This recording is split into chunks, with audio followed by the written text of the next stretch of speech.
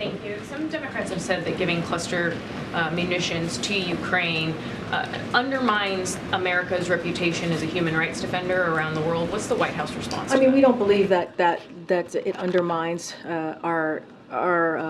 our reputation of being human rights defenders. This is something that we say all the time, right? When it comes to human rights, when it comes to having those conversations with either our partners or other heads of state, the president is never shies away from having those conversations. Look, I mean, Jake said this when he was here.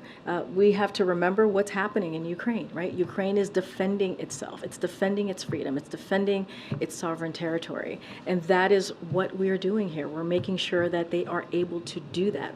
This is a war that Russia started. This is an aggression by Russia. And so we have seen bipartisan support in what we're trying to do in helping Ukraine, fighting for their freedom. And I think we're continuing to see that. But as it comes to human rights, the president will always be very clear and have very honest conversations with our partners and other heads of states across the world. Thank you. Jake Sullivan mentioned that President Biden took this decision about cluster munitions after consulting with allies. So I wanted to see if you could provide some details about if Germany was consulted or Poland, what countries were. I'm not going to go into each country that was consulted, but clearly those are some of our allies, correct? And so I'm just not going to get into details, but certainly the president did consult our allies and partners here.